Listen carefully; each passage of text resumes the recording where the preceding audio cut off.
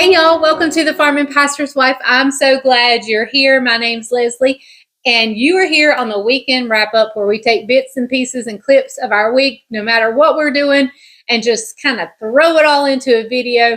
You never know what day you're on or what kind of clips coming next, but then we end up over on the couch where Bryant shares the summary of his Sunday morning sermon. So don't go anywhere. I think Bryant did a lot of the filming this weekend. And so we're going to upload some of his clips and then we'll meet you back over on the couch. So, all right, I'll see you in just a little bit. Now on with the video.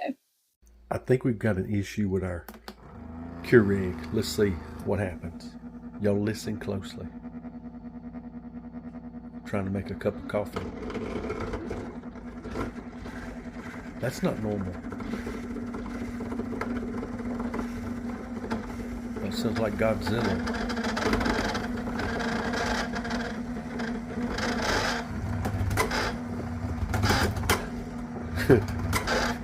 That's hilarious. Hey, Hamilton Beach, if you're watching this, we need a new coffee maker. This thing's what, about 6 months old, Mom?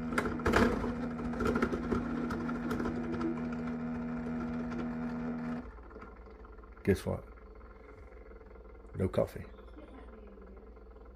Well, it's Wednesday, about lunchtime. I didn't film it this morning, but Daniel and I caught a calf, brought it down to Norwood to the cow sale. While we was here, we stayed a little bit, and I actually bought 2 cows while we were here. And so we're here in the cow barn right now. They're sorting the cows out in here. I'm in the midst of it. We're sorting some of them out, trying to figure out and get mine and all those things. Let me watch out here. Some of these cows, I don't know these cows. They may not be like my cows. But anyway, hey, look at that longhorn right there. Y'all see that longhorn? But anyway, we get the cows sorted out. I bought 2 of them. We're going to get them loaded up. Second, I'll show you the process when we get them loaded up and headed toward the farm. Hey, don't tell Leslie. We've loaded the cows up. We're heading home. And we stopped. Daniel and I have stopped in this little place in Troy called Better Burger. Not sure if you guys ever heard of it. It's a good little hole in the wall place. Let me show you this burger I'm eating right here. All right, here we go. Daniel gets his pretty simple. He just gets ketchup, mayonnaise, and mustard on his. It's a 5-ounce patty. Look at that Velveeta cheese hanging off that thing right there. That's how Daniel gets his. How is it, Daniel? Pretty good? Mm-hmm. All right, he says it's pretty good. Here's mine. I get mayonnaise, mustard, chili, slaw, ketchup on mine. That thing, you talking about delicious. It is really, really good. Here it is. Nothing fancy. Little hole in the wall here in Troy, North Carolina. Better Burger. So check it out. All right, we've got the girls home. Daniel's going to let them out here. Let me show you what we bought today. Little red and white faced cow, and a little short black cow, a little black Angus cow. Here we go. They're going to come out here. The little white faced cow right there, little red cow. She's pretty, about 1,000 pounds. She's 1 month bred. And a black cow, they didn't bred check her, but I can tell you just by being around cows, she's bred. I don't know how far along she's bred, but I can tell you that she's bred. I'm going to suspect that she's probably 5 to 6 months bred. But 2 additions right there to L&B Farm. You hear the other cows? Woo, cows! No! The other cow's going to come check them out. See what the new friends are like. They're 2 good looking cows right there. Goodbyes for the day. All right, let's go to work. Well, I've come to the welding shop to check on my new spreader truck that I'm working on. If you remember, I bought a truck and it was really too long. Took the bed off of it, and they've had to shorten the frame. Let me show you what we're doing here. Here it is, here at the welding shop over in Liberty. Kivett Brothers Welding in Liberty. What they did was they cut this frame in half. See them 2 silver marks right there? They cut that frame in half, shortened that frame, took 4 feet out. See that drive shaft right there? That's a new drive shaft. They had to get that drive shaft made to get everything worked. But getting it ready for the spreader bed that's going to go on it. Tickle Pink did a fabulous job. Looks really good. Got some overlapping of the frame and support right there. So, hey, I am tickled pink. Look at that good weld right there that's been laid. So, really, really happy with everything that's been done. Many of you went with me yesterday, picked up the spreader truck. I can't remember if I showed you that or not, but I think I showed you going to get the spreader truck. We got it here back to the farm. Let me show you what we're working on this afternoon. It's Friday, about 11 a.m. I'm getting ready to head to an appointment at the bank with the church on this new construction project. And so I just want to show you very quickly. There's the spreader truck. The wheelbase has been shortened. You can see right here where they cut the frame and re-welded it. What we got going on right now is Daniel's taking a grinder. This frame rail's a little rusty. It's not about the rust into it, it's just a lot of surface rust. We're gonna hit that surface rust and we're gonna hit it with a bed liner spray so we don't have any problems down the road. So it's gonna take us probably about 30, 45 minutes to grind this down, sand on this, and then we're gonna spray it with some bed liner spray, and then we'll take it back and let them put the bed on it. We'll be back in business. Hey, good morning, everybody. It's early Thursday morning, probably about 9 o'clock or so. I've already been to a pastor's prayer meeting. They met at 7:30. We've already had that prayer time. Came back, checked on Daniel. Daniel's working the chicken houses. So I decided I'm going to spread a little litter. I got a little litter left to spread. I'm out here in the stack house, loading it in the spreader truck. Not sure you guys have ever seen that part of the process.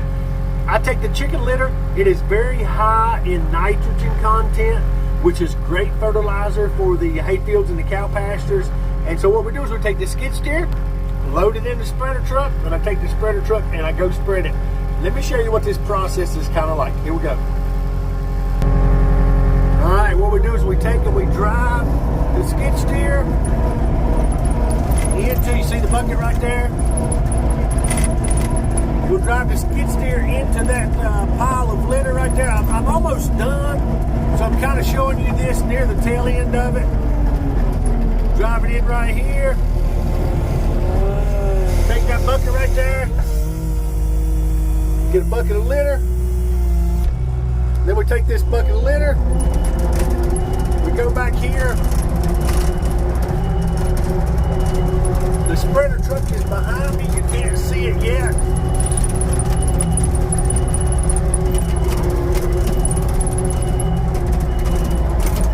Right there's the spreader truck. We take this load of litter, we lift it up in the bucket, we ease in,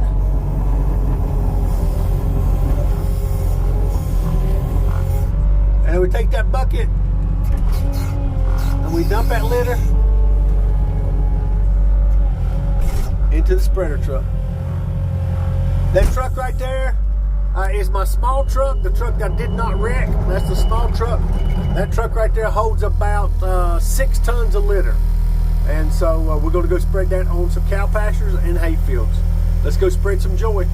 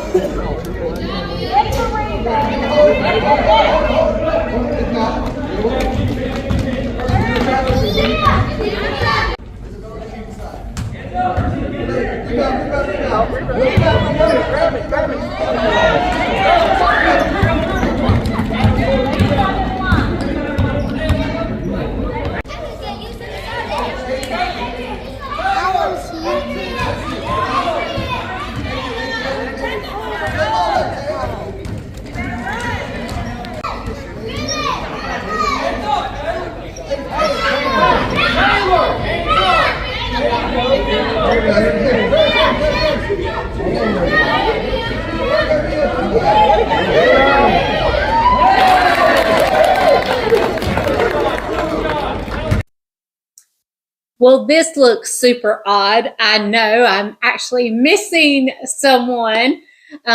He is over at the farm. We had a little situation over there he's having to deal with. And then tonight we're having a volunteer meal at church. So there's really no time to make it up. So he told me to go ahead and do couch time without him. And I feel absolutely lost without my better half with me. But anyway, we are going to try and do the best we can. This week, You have seen lots of recipes from me. You have seen the salmon recipe, you've seen the chocolate mousse, and the macaroni and cheese, and all three were absolutely delicious. But I will say that salmon dish was, oh my, so good. Absolutely delicious. And it's a must try. It's one of those things that's just a must try. Even if you don't like salmon, do it with shrimp or do it with chicken. I think it would be great with any protein. That sauce was, oh my goodness, it was so, so very good. Okay, then this week, what does this week hold? This week, I am not really sure. I haven't even picked up groceries yet for the recipes I want to cook. So Monday may be the off day, the grocery haul or some kind of day. I'm just not sure what Monday holds yet. We actually have, a lot of times on Sunday night, I will film and do part of the video for Monday. And tonight, like I said, we're having a volunteer dinner at church. And so you might get a little bit of that on tomorrow's video. But I don't know what the week holds, but I know it's going to be good, whatever it is. It's going to be great. I'm just going to bring you guys along for whatever I do.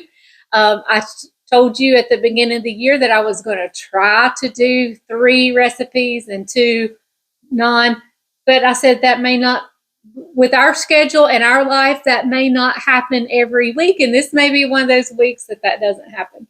But we're going to try. We're going to do our best. So let's talk about Bryant's sermon today. It was absolutely so good. He is continuing on with his Reset series.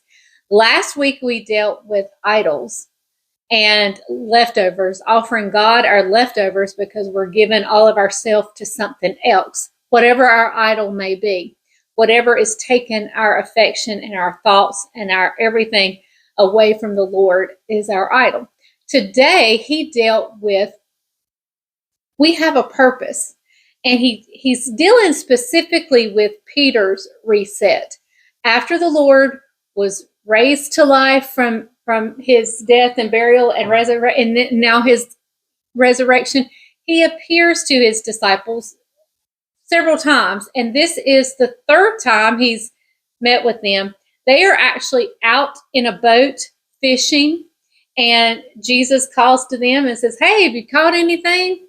And they don't know who it is, and they said, "No, we haven't," And he goes, "Well, cast it on the other side." They cast the net on the other side, of course, like in times past, when he first called them to follow him, just like that. Their nets were full. 153 large fish was in the net. And immediately John was like, "Hey, that's Jesus. I recognize that man, that anywhere. That's Jesus." Peter gets out and he swims to shore. And that's where we get the conversation between Jesus and Peter, where he says, "Peter, do you love me? Feed my lambs. Peter, do you love me? Shepherd my flock. Peter, do you love me? Care for my sheep. Feed my sheep." And so we see where God asked him that 3 times. Okay, Peter just went through a huge failure in his walk with the Lord, where he denied him with a curse. And so here we see Jesus asking him, "Do you love me? Do you love me? Do you even like me?" And it broke Peter's heart. He says, "Lord, you know I love you." And there's where God tells Peter his purpose. Take care of my lambs, feed my lambs, take care of my flock, take care of my sheep, feed my sheep. And so therefore, Bryant's points were, we are called to a purpose. And we get our purpose from Matthew, where it says, "Go and make disciples." And so we are to teach and to invest in others and to make other disciples. He leaves us here after we get saved. We're left here, and it's not just to go through life. We're left here for a purpose, and that is to make disciples for him and to grow the kingdom. And then we're also called, we're called for a purpose.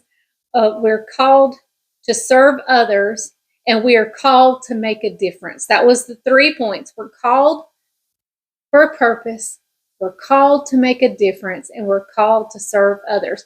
And he basically said, these are our callings. Are you living up to your calling? Are you working hard for the Lord? Are you serving your local church?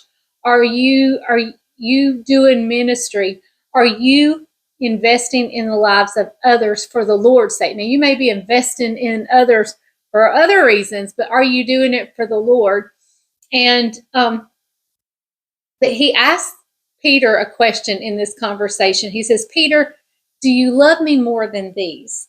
And we don't know what the these were. We don't know. He could have been talking about the disciples. He could have been talking about the boats. He could have been talking about whatever, but may have been talking about the fish. That was Peter's livelihood. That's what Peter depended on now to make a living, or that's what he kind of thought he was going to go back to. But the Lord says, no, I've got something for you. I've got a purpose for you. And I need to know, do you love me more than these? So the Lord's asking us, do you love me more than these? And whatever your idols were that you identified last week, may be the these that he's asking you, do you love me more than these? And we all have areas that somehow creep up before the Lord that slowly get us distracted and slowly take more and more and more of our time, and our time gets pulled away and robbed from the Lord. So the Lord's asking, do you love me more than these? And are you willing to work for your purpose? I mean, you have a purpose. Are you willing to work in your purpose?